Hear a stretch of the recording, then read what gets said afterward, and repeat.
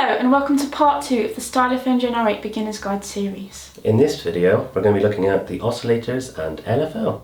We've already looked at the control panel via the glide/tie and mod/rest buttons. So let's move on to the oscillators. There are two oscillators on the Stylophone Gen R-8. They both work in exactly the same way, but can operate together or independently. The differences between them are that Oscillator 1 has a pulse width modulation input, and Oscillator 2 has a square wave output. Let's look at how an oscillator works. The Oscillator 1's CV point is a control voltage input for the pitch of Oscillator 1.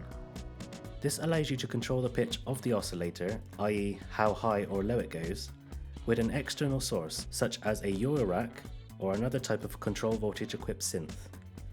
This works in the same way as Oscillator 2 CV here.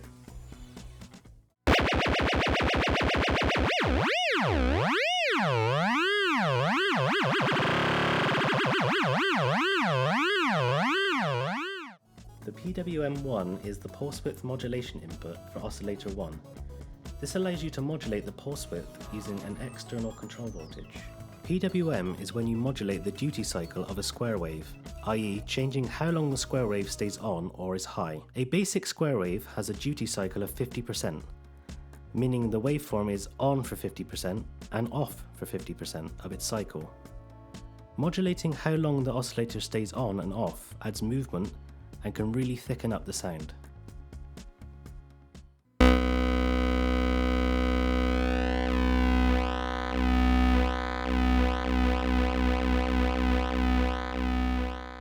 This is the waveform selection for Oscillator 1.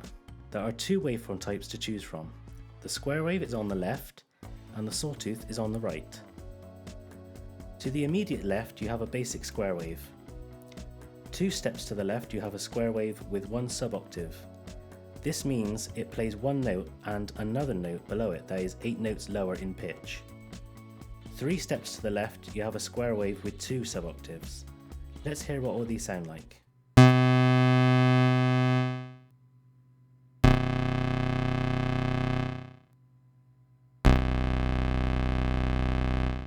To the immediate right, you have a basic sawtooth wave. 2 steps to the right, you have a sawtooth wave and 1 suboctave.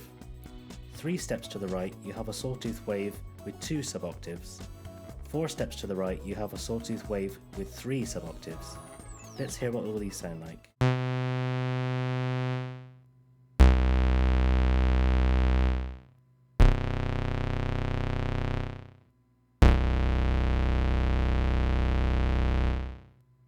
This bottom knob is the master tune knob.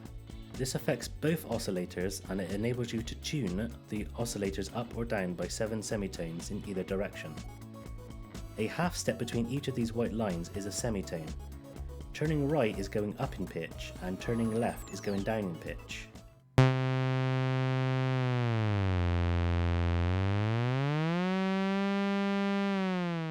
This is the square wave output for Oscillator 2. It enables you to use something called audio rate modulation. Audio rate modulation is when the pitch of Oscillator 2 is being sent out to affect other things within the range of human hearing via an external Eurorack or other features on the Gen R-8. Let's demonstrate this by connecting the square wave output for Oscillator 2 to the Oscillator 1 control voltage input. This will mean that the frequency or pitch of Oscillator 1 is being controlled by the frequency or pitch of Oscillator 2. Using the Detune knob, I can add frequency modulation type effects. Frequency modulation is when the frequency of one oscillator modulates the frequency of another oscillator.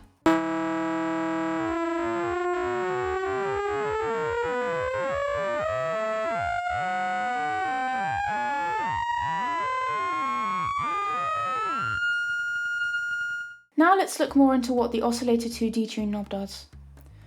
The Oscillator 2 Detune knob allows you to make Oscillator 2's tuning different to Oscillator 1's. For example, if you want Oscillator 2 to be a fifth lower than Oscillator 1. The maximum possible gap in tuning between Oscillator 1 and 2 is an octave.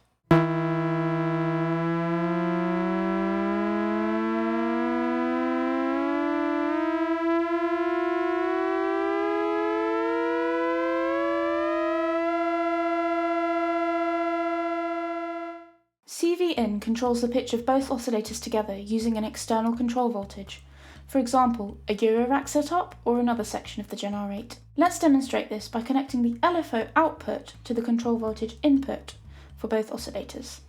This will mean that when we use the LFO depth and speed knobs, the LFO is controlling the pitch of the two oscillators at once, and that they will both be at the same pitch together.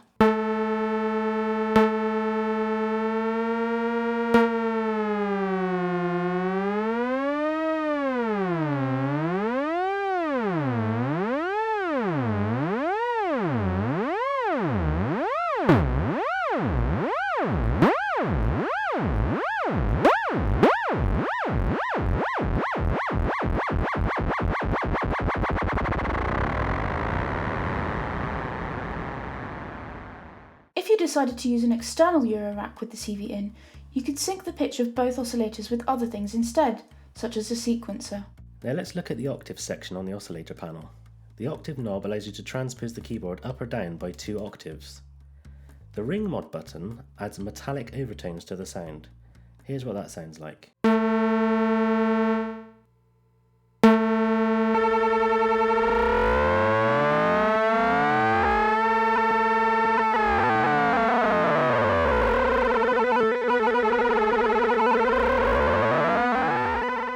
When the oscillator sync button is on, the two oscillators unite in pitch.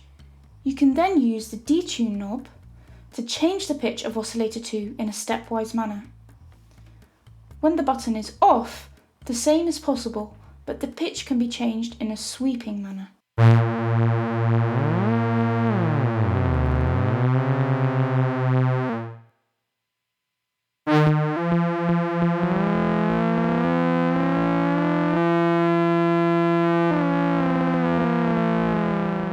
To tune the Stylophone Gen R-8, simply press the ring mod and oscillator sync buttons together.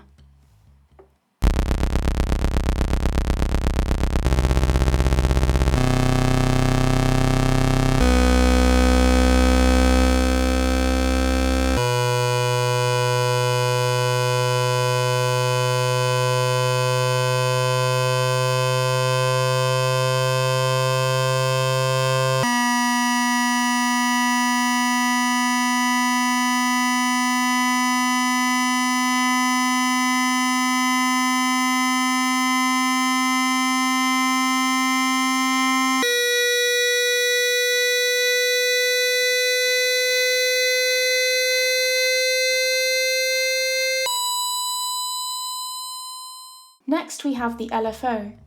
We've looked at the LFO already a little bit earlier on, but to remind you, the LFO is the low frequency oscillator. Its role differs depending on what you connect it to, but it operates below hearing range, making it perfect for modulating other parameters of the Gen R-8, i.e. vibrato. The LFO out enables you to connect the LFO to external equipment or other Gen R-8 parameters in order to control them with the LFO. The reason that there are 2 LFO outputs is so that 2 different things can be controlled simultaneously at the same speed. This is useful when you want 2 things to work in time together, for example, in a live performance setting. For example, you could use the LFO to modulate the pitch of the oscillator on a Eurorack module or a different synth.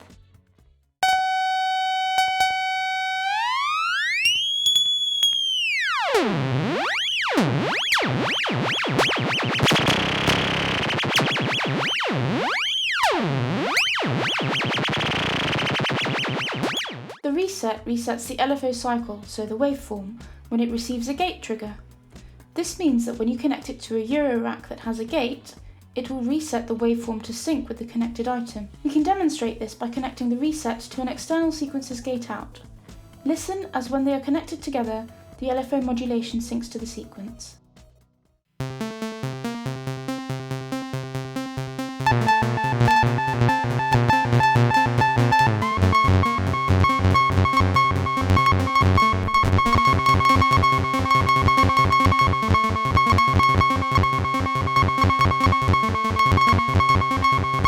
The speed input allows you to change the speed of the LFO with an external control voltage or another Gen R-8 parameter.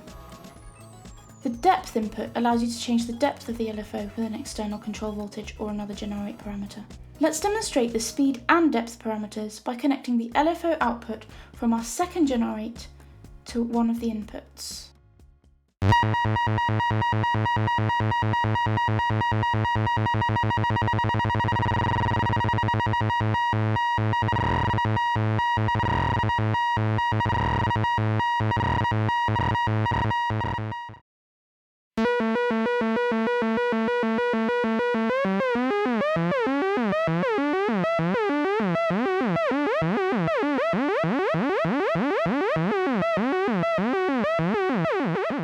Now let's look at the LFO Wave knob.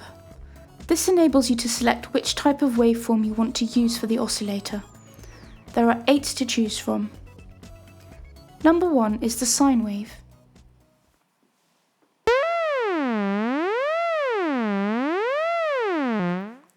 Number 2 is the triangle wave.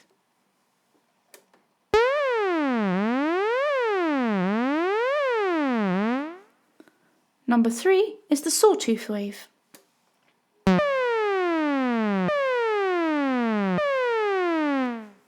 Number 4 is the ramp wave.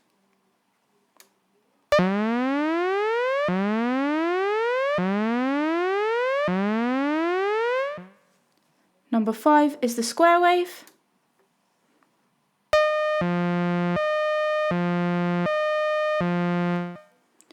Number 6 is the narrow pulse wave.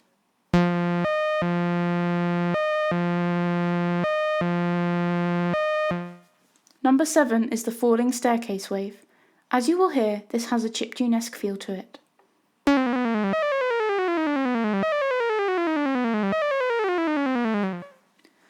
Number 8 is the sample and hold wave.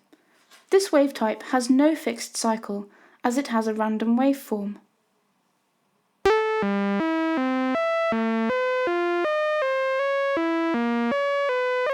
The speed knob determines how quickly the wave pulses up and down. The depth knob determines how big the peaks and troughs in the wave pulsations are. Let's hear what these sound like.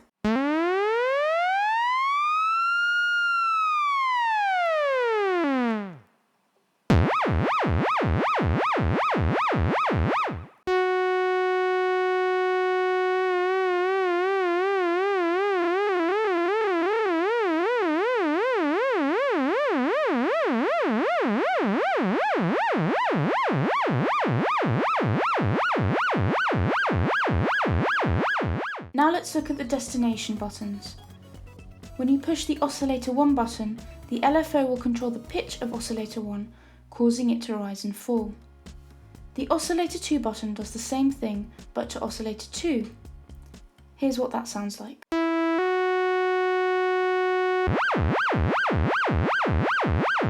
Selecting both the Oscillator 1 and Oscillator 2 buttons controls the pitch of both oscillators simultaneously, thus duplicating the chosen sound.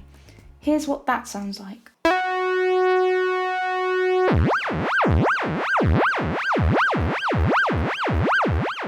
The filter button allows the LFO to control the filter cutoff, causing it to rise and fall. The filter can add or remove frequencies from the signal chain in various ways. We'll look at that in more detail soon. Here's what it sounds like.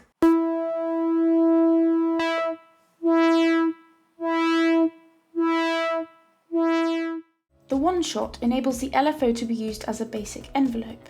The Gen R-8 already has an envelope, which we'll look at in more detail later on, but the one-shot creates a basic burst sound by making the LFO play only once. If you use the speed knob in conjunction with this while you play, you'll get a slower or faster burst. Likewise, if you use the depth knob in conjunction with this while you play, you'll get a larger wave pulsation or smaller wave pulsation on the burst. Another destination button must also be selected for the one shot to work. Here's what it sounds like with the filter.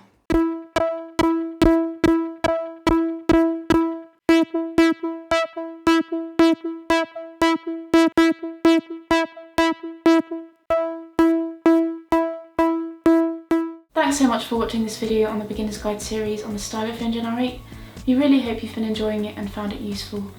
If you did, please hit the thumbs up button and consider subscribing to my channel if you're new.